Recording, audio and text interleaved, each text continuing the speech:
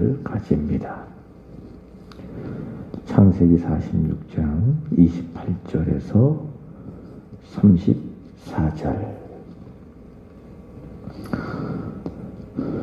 야곱이 유다를 요셉에게 미리 보내어 자기를 고센으로 인도하게 하고 다 고센 땅에 이르니 요셉이 그 수레를 갖추고 고센으로 올라가서 그의 아버지 이스라엘을 맞으며 그에게 보이고 그의 목을 어근 맞춰 안고 얼마 동안 울매 이스라엘이 요셉에게 이르되 내가 지금까지 살아있고 내가 내 얼굴을 보았으니 지금 죽어도 족하도다. 요셉이 그의 형들과 아버지의 가족에게 이르되 내가 올라가서 바로에게 아뢰어 이르기를 가나안 땅에 있던 내 형들과 내 아버지의 가족이 내게로 왔는데 그들은 목자들이라 목축하는 사람들이므로 그들의 양과 소와 모든 소유를 이끌고 왔나이다 하리니 바로가 당신들을 불러서 너희에게 너희의 직업이 무엇이냐 묻거든 당신들은 이르기를 주의 종들은 어릴 때부터 지금까지 목축하는 자들이온데 우리와 우리 손주가 다 그러하리이다 하소서. 애굽 사람은 다 목축을 가증히 여기나니 당신들이 고센 땅에 살게 되리이다. 아멘. 오늘 읽을 말씀은 창세기 46장, 마가복음 16장, 욥기 12장, 로마서 16장입니다. 로마서는 마지막 장이죠. 마가복음도 그렇고요.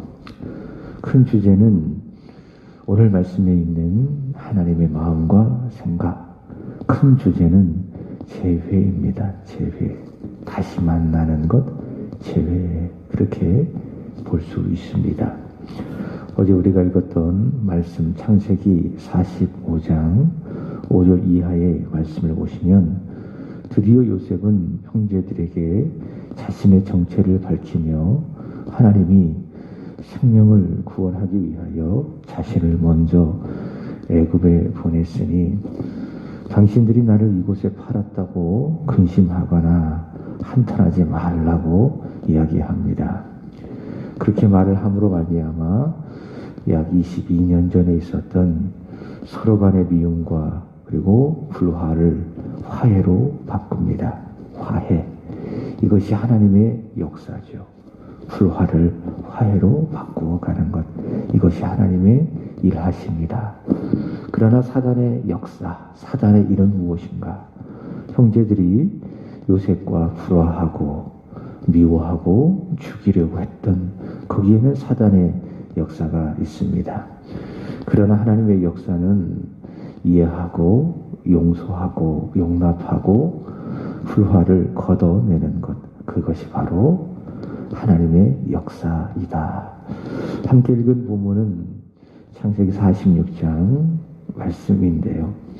요셉이 초청으로 야곱과 그에게 속한 군속들 70명이죠. 70명이 다 애굽으로 내려가게 되어지고, 물론 이것도 2절부터 4절 말씀에 의한다면 하나님의 계획이지요. 하나님의 섭리라고 볼 수가 있는데 애굽에 내려간 야곱이 요셉과 재회하는 장면입니다. 29절 말씀을 보시면은 요셉이 보낸 수레를 타고 애굽에 도착한 야곱은 20년 이상 죽은 줄만 알았던 이 요셉을 만나게 되니 얼마나 그 마음이 감격스럽고 얼마나 행복했을까요? 특별히 할 말이 없는 것이죠. 그러니 아무 말 하지 않고 그저 아들의 목을 끌어안고 얼마 동안 웁니다. 그리고 30절 보시면은 이렇게 이야기합니다. 이스라엘이 요셉에게 이르기를 내가 지금까지 살아있고 내가 네 얼굴을 보았으니 지금 죽어도 족하도다. 채색옷을 입히며 특별하게 사랑했던 요셉 없이 살았던 이 야곱의 시간들은 야곱에게 있어서 아주 괴롭고 힘들었던 그런 시간이죠. 죽은 줄만 알았던 요셉, 그 요셉을 이 가슴에 끌어안고 살았던 그 야곱에게 아주 괴롭고 힘겨웠던 시간. 그러나 그 요셉을 다시 만나게 되니, 요셉과 재회하게 되니 그는 말합니다. 나는 지금 죽어도 족하다.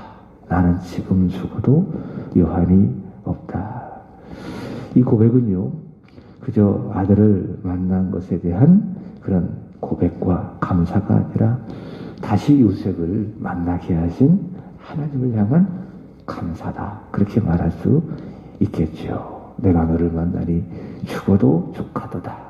이 고백은 요셉을 향한 고백이고 또 말이지만, 그러나 하나님, 제가 죽은 줄만 알았던 이 요셉을 다시 재회하게 하여 주시니 감사합니다. 요셉을 만나게 하신 하나님을 향한 감사의 표현이라 할 수 있습니다. 마가복음 16장으로 가보면 거기에도 재회가 나와 있습니다. 거기에는 부활하신 예수님과 제자들의 재회가 나와 있습니다. 마가복음 15장은 예수님께서 십자가에서 죽으신 것을 기록을 하고 있죠. 그러니까 마가복음 15장과 16장은 복음의 핵심이에요. 마가복음 15장은 예수 그리스도의 고난과 십자가의 대속적인 죽음, 그리고 16장은 죄와 죽음을 이기시고 다시 살아나신 예수 그리스도. 요한복음 11장 25절에 예수님께서는 말씀하셨습니다. 나는 부활이요 생명이니 나를 믿는 자는 죽어도 살겠고. 그래서 예수께서 고난을 받으시고 십자가에서 죽으셨다 할지라도 죄와 죽음에 매여 계실 수가 없는 거죠. 그래서 예수님께서는 생명이신 예수님, 죽음을 이기시고 무덤의 문을 여시고 부활하셨습니다. 그리고 자신을 버렸던 제자들을 찾아가셔서 재회하시는데, 재회하시기 전 먼저 예수님은 부활하셨다라고 하는 복음을 전하십니다. 마가복음 16장 11절 보시면은 예수님의 부활을 본 막달라 마리아를 통해서 예수님은 자신의 부활을 전하셨습니다. 그러나 그들은 어떻게 반응했는가 들었어요. 그럼에도 불구하고 믿지 않았다. 주님 부활하셨다. 예수님 부활하셨다. 이 복음을 듣고도 그들은 어떻게 반응했다고요? 듣고도 믿지 않았다. 또 예수님께서는 엠마오 마을로 내려가던 두 제자들에게 나타나 자신의 부활을 알려주셨습니다. 그러자 그 두 제자들이 다른 제자들에게 가서 사도들을 말하겠죠.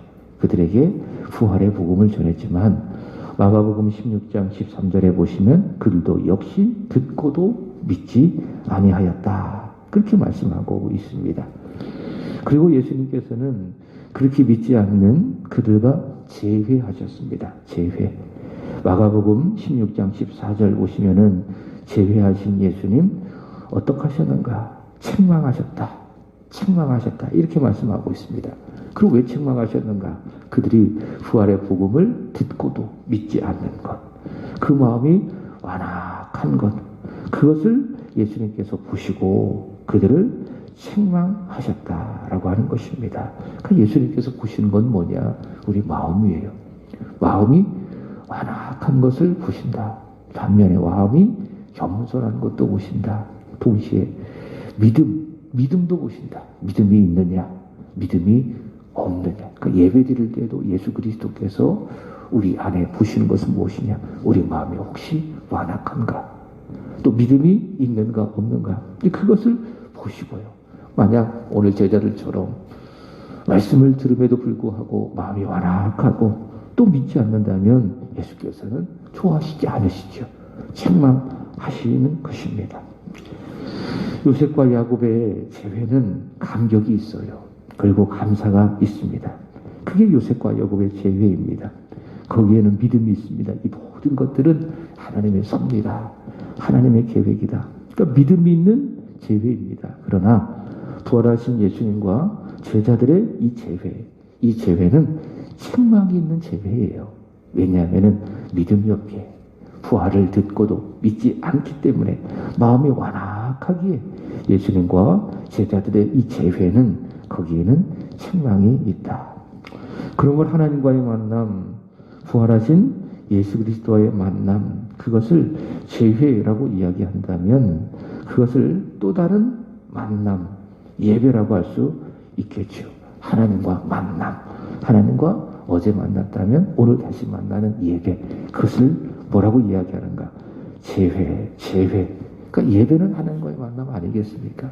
우리의 영혼을 무릎을 꿇어 하나님과 만나 하나님을 높여드리고 하나님께 경배와 찬양을 올려드리는 것, 하나님과의 만남, 하나님과 제회, 그것이 예배다. 근데 그 예배에는 무엇이 있어야 되는가? 믿음이 있어야 됩니다. 믿음. 내가 오늘 예배할 수 있는 것, 내 의지도 아니다. 또 우연도 아니다. 또 매주마다 정해진 일들이 아니라 이것은 새로운 하나님의 섭리다. 하나님의 계획이다. 라고 하는 그 믿음이 있어야 됩니다. 그리고 예배의 성령으로 임재하신 예수 그리스도는 살아계신다. 그분은 부활이시다. 생명이시다. 오늘 이 예배를 주관하시는 성령님, 그리고 그 성령께서 우리에게 보여주시는 예수 그리스도, 그분은 부활이시다. 생명이시다. 그러니까 자꾸 성령님을 묵상하는 거예요. 그리고 자꾸 예수님을 구하는 거예요. 아버지 하나님의 사랑을 끊임없이 구하는 거예요. 이게 예배자의 자세입니다. 이게 예수님께서 요한복음 4장에서 말씀하신 성령과 진리로 예배하는 거예요. 그런 믿음이 있을 때, 그것을 믿음이라고 이야기하죠. 그런 믿음이 있을 때에 야곱이 요셉과의 재회를 통해서 아주 큰 감격이 있었던 것처럼 우리도 그런 예배를 통해서, 그런 믿음 있는 예배를 통해서 감격이 있는 거예요. 거기에 은혜가 있고, 거기에 기쁨이 있고, 거기에 응답이 있고, 거기에 감사가 있죠. 이제 우리는 다시 오실 예수님과의 재회를 기다리고 있습니다. 재회.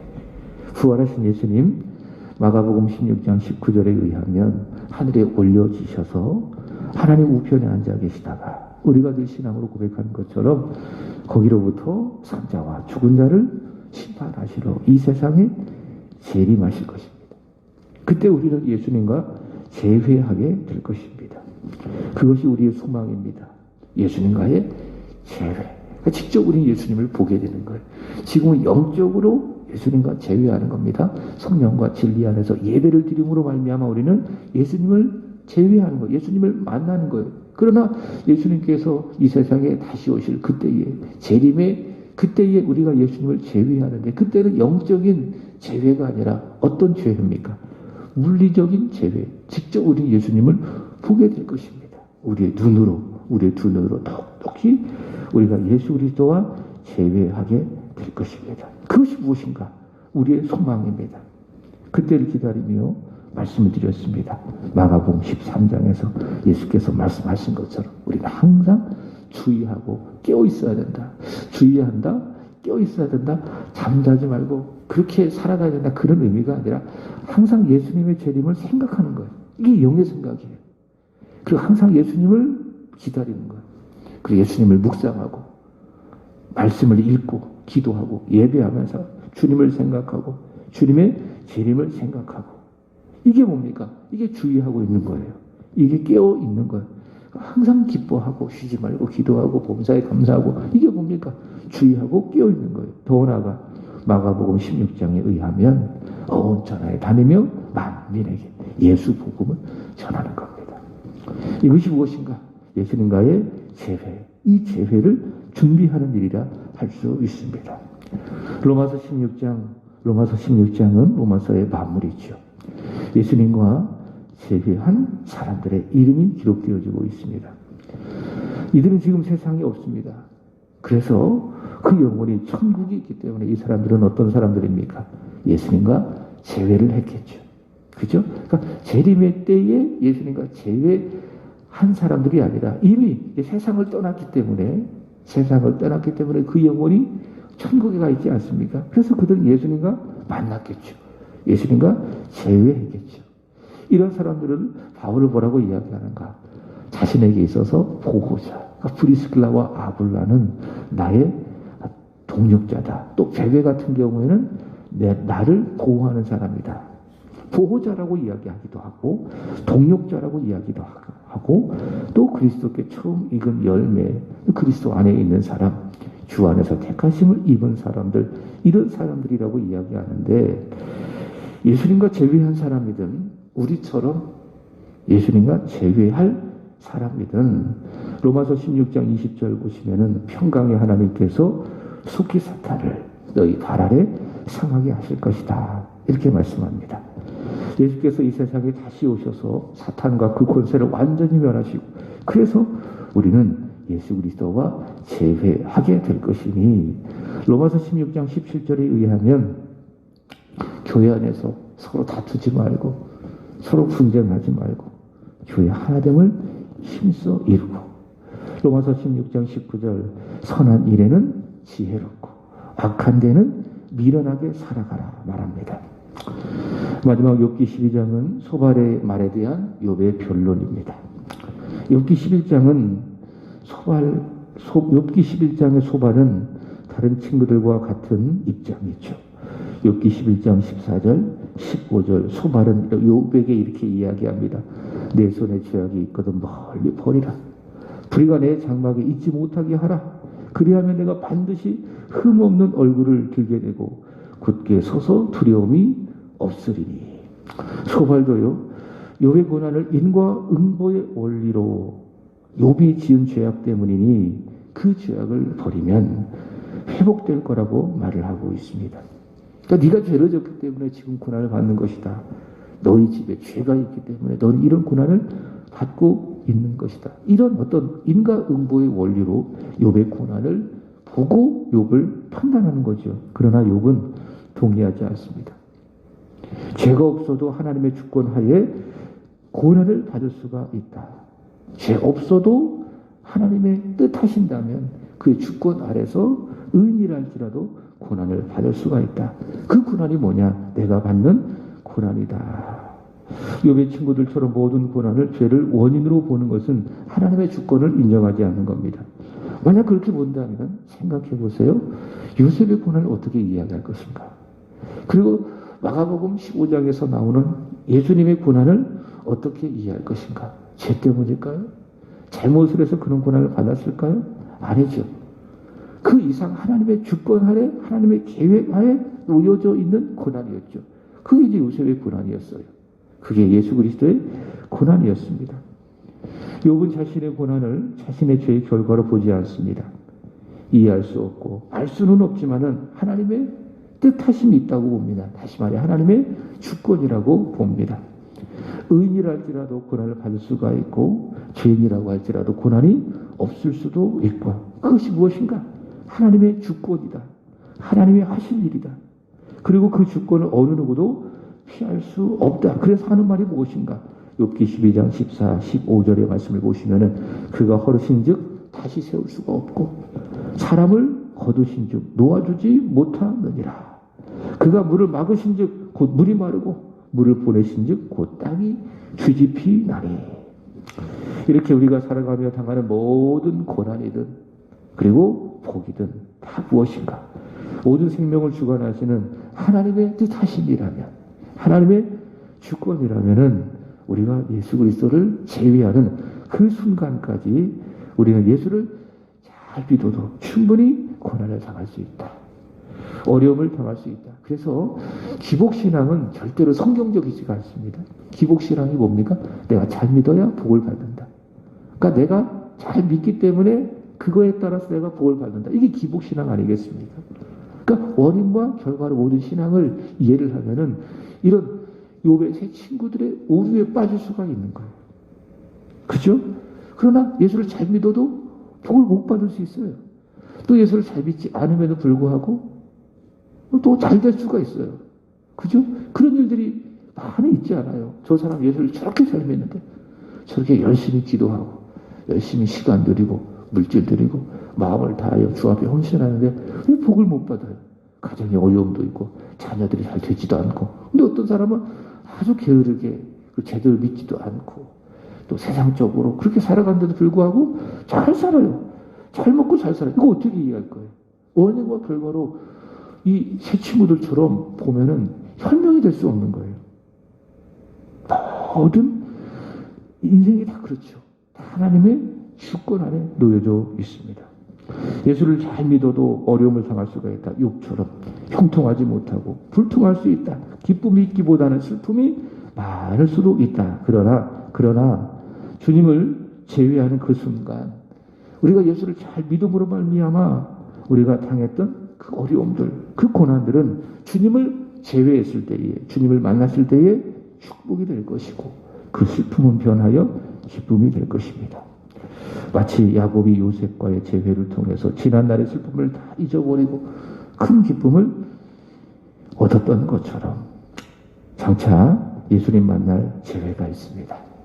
그 재회를 소망하며 오늘의 어려움도 또 이기고 고난도 이기고 슬픔도 이겨내기를 주님의 이름으로 축복합니다. 오늘 예배 영적인 하나님과의 재회죠. 오늘도 하나님과의 재회 영적인 이 만남을 통해서 은혜가 있기를 주님의 이름으로 축복합니다. 예배에는 감격이 있고 말씀에는 은혜가 있고 기도할 때 응답이 있고 찬양에는 기쁨이 있는 오늘 하루가 오늘 우리에게 드려지는 예배 하나님만이 영광을 받아주시는 오늘의 예배가 되기를 축복합니다. 기도하겠습니다. 사랑의 주님, 이 주일 새벽 부활의 주님을 기억하며 묵상하며 주 앞에 나와 찬송하고 말씀을 듣고 이 하루를 시작하게 하여 주시니 감사합니다. 하나님, 야곱이 죽었던 아들, 죽은 줄만 알았던 아들 요셉과 재회했습니다. 부활하신 예수님, 제자들과 재회하였나이다.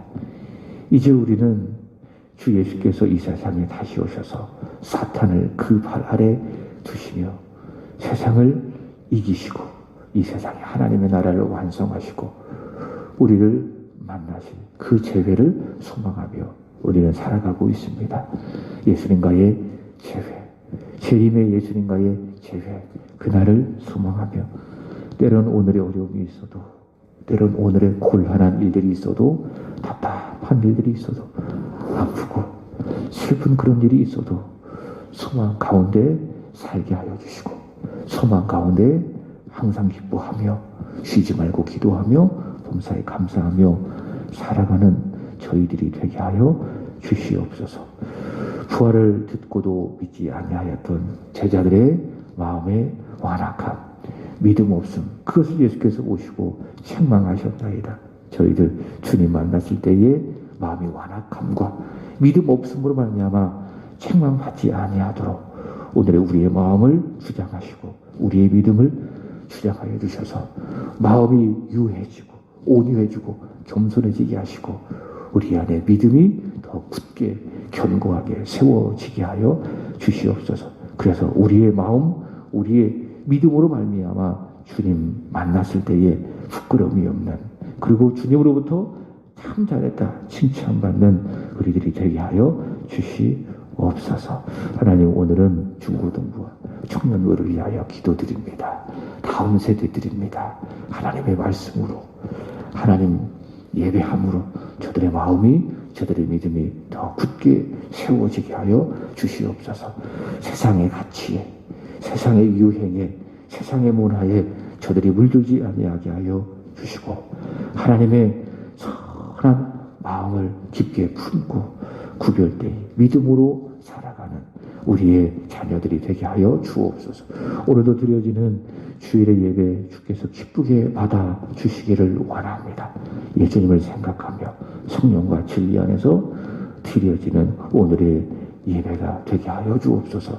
하나님과의 만남, 하나님과의 재회 있는 은혜의 예배가 되게 하여 주옵소서. 모든 성도들 예배에 하나님을 만나는 깊은 감격이 있게 하여 주옵소서. 예배에 성공하여 믿음에 성공하고 믿음에 성공하여 인생에 성공하는 믿음의 승리자들이 되게 하여 주옵소서.